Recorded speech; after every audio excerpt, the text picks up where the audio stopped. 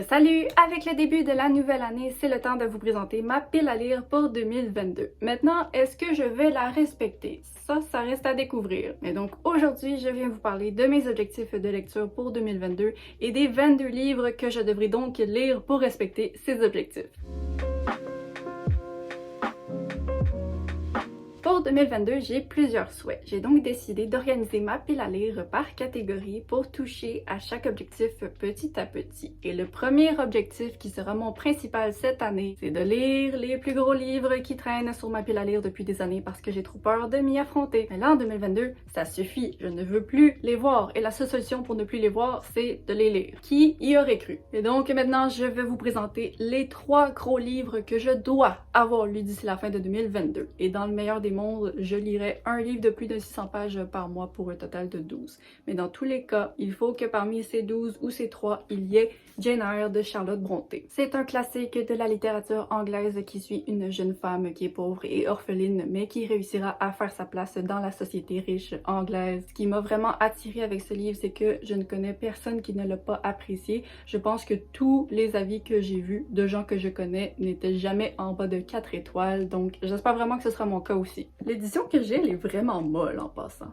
Ensuite, on a une brique que je traîne depuis 2015. Il s'agit de Le nom du vent de Patrick Rothfuss. C'est une œuvre de fantasy qui raconte la vie entière d'un personnage qui deviendra le plus grand magicien de tous les temps. C'est aussi un assassin, un voleur, bref, bien des choses intéressantes. C'est vraiment un livre qui est incontournable sur toutes les listes des meilleures fantaisies. Et donc j'aimerais vraiment arrêter de le contourner et le lire en 2022. Et pour en finir avec les gros livres obligatoires, il faut vraiment que je lise L'éveil du Léviathan de James S.A. Corey. C'est une série de science-fiction qui a d'ailleurs été adaptée en série télé et dans ce premier tome, on suit un rebelle et un détective qui forment une équipe pour déjouer des corporations secrètes dans l'univers. Tout ce que j'entends à propos de cette œuvre sonne totalement épique et Sylvain Desmauriers m'a dit qu'il y avait quelque chose de très surprenant dans le milieu, donc j'ai vraiment hâte de découvrir. Vu comme ça, il est tout petit, mais il fait 700 pages, c'est une assez bonne brique de poche. Alors maintenant, passons au prochain objectif qui sera bien sûr de m'avancer ou de terminer des séries en 2022. Là, je ne vais vous présenter que 2 titres, mais c'est parce que je ne voulais pas m'imposer des séries à terminer, alors que peut-être dans le moment, il y en aura d'autres qui vont me tenter. L'important, c'est que je termine des séries. Donc là, aujourd'hui, il y en a juste 2 obligatoires, mais j'espère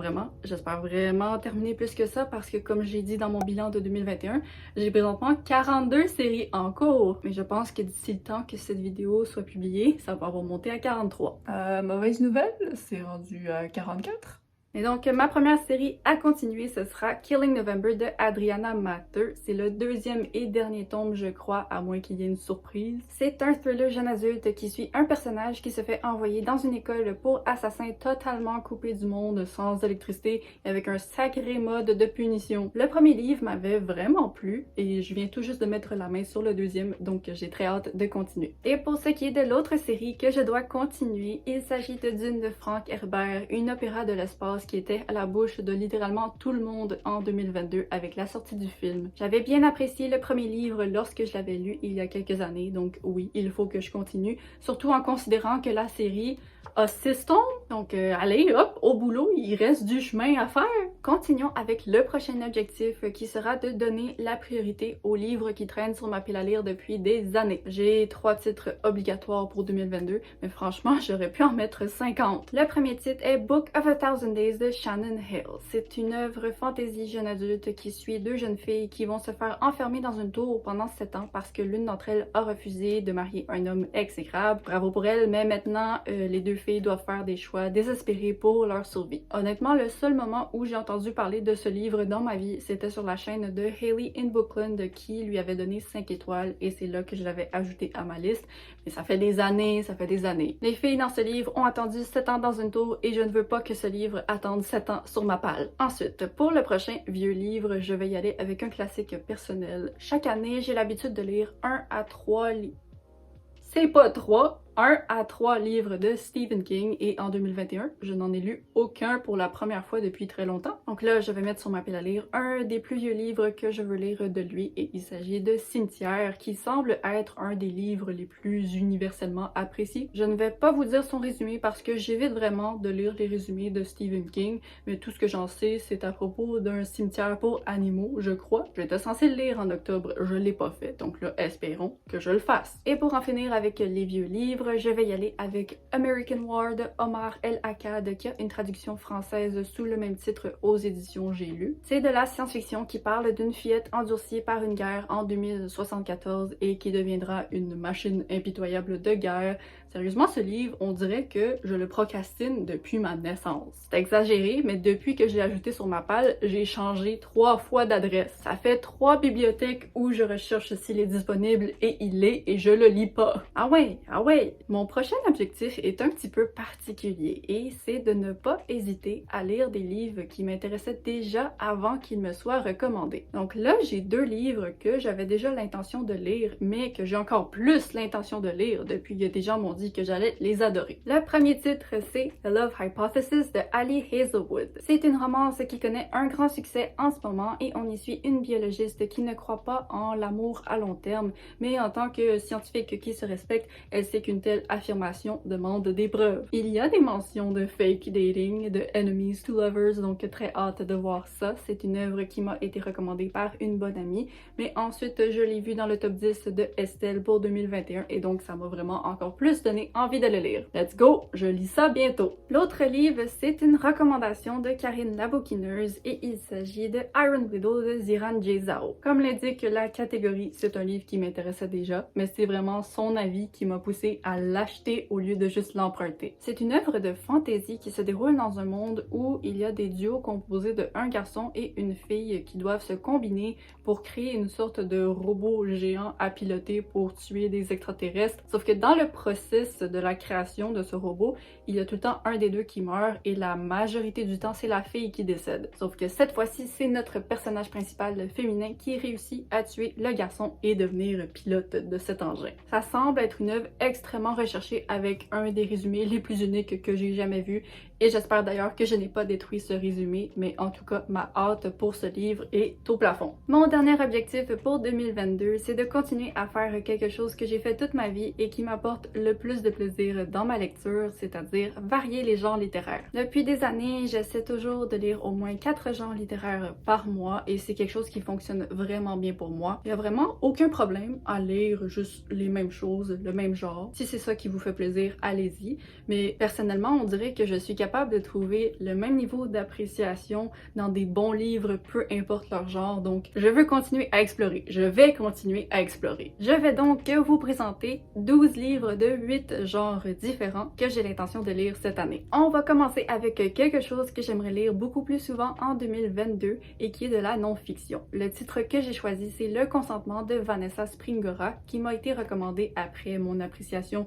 très prononcée de ma sombre Vanessa. Cette fois-ci, au lieu d'être une fiction, c'est un mémoire qui raconte une relation malsaine entre l'autrice à son âge adolescent et un homme prédateur. Vraiment, ça risque d'être poignant. Ensuite, pour ce qui est de l'historique, je vais y aller avec une prédiction 5 étoiles personnelle et lire The Library of Legends de Janie Chang. C'est une autrice que j'adore, je n'ai jamais été déçue d'elle pour l'instant et j'ai très hâte de lire ce livre qui se déroule en Chine en 1937 et qui va suivre une étudiante à l'université qui doit marcher 1000 km pour échapper aux bombes sur sa ville. Elle réussit toujours à écrire des récits de qualité avec un petit élément surnaturel, donc j'ai très hâte. On va passer maintenant à 2 livres de science-fiction que j'aimerais lire. Le premier, c'est Vision aveugle de Peter Watts. On y découvre que la Terre a été prise en photo depuis l'espace et une équipe d'experts seront envoyés en mission pour résoudre ce mystère, A Voice Crack. Et ce qui m'intrigue vraiment avec ce livre, c'est qu'apparemment il y a des vampires dedans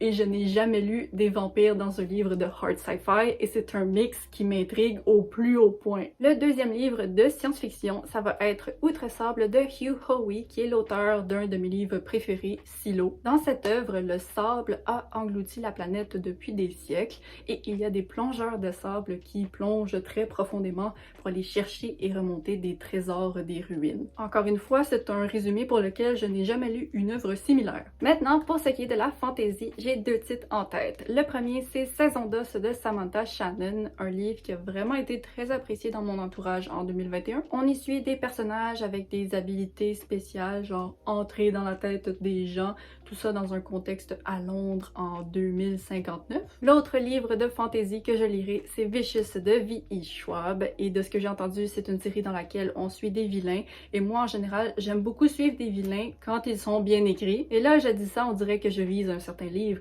et oui, je vise un livre, et ce livre, c'est La balade du serpent et de l'oiseau chanteur de Susan Collins. Non, non, non, non, non. Donnez-moi pas un vilain comme Snow. Un vilain comme Snow. Bref, j'espère vraiment que cette série me plaira. Passons maintenant au thriller, mes petits chéris d'amour que j'ai l'habitude de dévorer tout au long de l'année comme des petits bonbons. Et puisque ça m'est très facile à lire en général comme genre parce que c'est très rapide et ça fait rarement 1000 pages, j'ai décidé de choisir 2 thrillers qui vont aussi avancer d'autres de mes objectifs de lecture. Le premier, c'est One by One de Ruth Ware, qui est une autrice pour laquelle je suis dans le processus de lire tous ses romans. Celui-ci, c'est son livre à la Agatha Christie qui se déroule dans un chalet coupé du monde. Il y a des gens qui vont mourir un à un et ça, c'est vraiment un concept pour lequel je suis toujours partante. Le deuxième thriller, c'est Il était 2 fois de Franck Tillier, qui est la suite du manuscrit inachevé que j'ai lu plus tôt en 2021. Je savais que Il était 2 fois existait, je savais que je voulais le lire, mais j'avais aucune idée qu'il s'agissait de la suite du manuscrit inachevé. Donc là, vraiment, j'ai aucune excuse. Il faut que je le lise. Ensuite, pour les contemporains, je n'ai qu'un seul titre obligatoire et il s'agit d'un livre de la plume d'une autrice québécoise. C'est L'appel du huard de Lily Gaudreau. Ça parle d'une jeune femme qui, toute sa vie, a toujours été fascinée par son père absent et avait une image très précise de lui par laquelle elle s'est influencée dans le processus. Sauf qu'un jour, elle va recevoir un message qui va peindre un portrait totalement différent de son père, ce qui va la choquer. Et donc, elle va partir à sa recherche pour essayer de déterminer la vérité et le confronter. On approche la fin de cette pile à lire. Il ne reste plus que 2 romans et un classique. Donc, pour ce qui est du classique que je veux lire, c'est Le portrait de Dorian Gray de Oscar Wilde. Le concept d'une peinture qui change au fil de l'évolution d'un personnage, c'est quelque chose qui m'a toujours intriguée et j'ai franchement aucune idée comment je n'ai jamais lu ce livre. J'aurais dû l'avoir déjà lu, j'aurais dû. Et donc, pour finir avec les 2 romances, la première, c'est Get a Life Chloe Brown de Talia Hibbert. C'est le premier livre d'une série populaire qui suit les aventures amoureuses des sœurs Brown, et ce qui m'intrigue vraiment avec celui-ci, c'est que le personnage principal est décrit comme une malade chronique qui est accro à l'ordinateur et qui fait des listes. Si j'étais un personnage de roman, je pense que c'est littéralement la description qu'il y aurait au dos du livre, donc je suis très curieuse de le lire pour voir si ça me correspond réellement. Le dernier livre de ma pile à lire sera donc la romance People We Meet on Vacation de Emily Henry. J'avais bien apprécié son œuvre Beach Read que j'ai lu cet été, ça avait été très bien, mais j'avais senti que le potentiel avait pas été tout à fait touché. Et donc là, puisque j'entends des vraiment très bons avis pour People We Meet on Vacation, je me dis peut-être que cette fois-ci ça va atteindre le sommet. C'est donc ce qui conclut tous les titres que je veux lire en 2022. Mais là maintenant, avant la fin de la vidéo, je vais vous donner certains de mes objectifs de lecture, mais cette fois-ci en chiffres. Donc par exemple, comme je vous l'ai dit plus tôt dans la vidéo, j'aimerais lire au moins un livre de plus de 600 pages par mois, donc 12 par année. Et puisque vraiment le thème de mon année, c'est d'essayer de lire des gros livres, j'ai descendu mon challenge Goodreads de 100 livres à 80 pour me laisser une petite chance. On va se laisser une petite chance. Ensuite, mon rêve absolu, ce serait de terminer l'année avec moins de 180 livres sur ma pile à lire générale. Et là, ma pile à lire générale, ça comprend les livres que j'ai à la maison et les livres qui me sont disponibles et que je peux louer à la bibliothèque. Présentement, j'ai environ 220 livres sur cette liste. Donc, si on compte que j'arrive à lire les 80 livres qui sont mon challenge Goodreads, il faudrait que je n'ajoute pas plus de 40 livres à ma liste cette année. C'est difficile, mais je pense qu'il y a moyen d'y arriver. Ensuite, mon dernier objectif officiel pour 2022, c'est bien sûr de terminer plus de séries parce que présentement, j'en ai 42 en cours. Mais le truc, c'est que je sais que réalistiquement, je pourrais pas finir 2022 avec moins de 40 séries en cours parce que peu importe combien je vais en finir, je sais que je vais au moins en commencer une quinzaine. Je me connais. Donc, mon objectif sera un petit peu ridicule et c'est de terminer l'année à 40 séries en cours au lieu de 42. Est-ce que je peux y arriver? Ça, c'est la question de l'année et j'ai l'intention, dans un an, de re-regarder cette vidéo pour m'assurer que j'ai bien fait ce que j'allais faire. Donc, salut la moi du futur, j'espère que tu as lu bien des bons livres. Et donc, c'est ce qui conclut ma pile à lire pour 2022 et tous mes objectifs de lecture. Je vous remercie d'avoir regardé cette vidéo. N'hésitez pas à vous abonner pour ne pas manquer la suivante. Je poste tous les vendredis à 10h30 pour le Québec et 16h30 pour la France. Bye bye!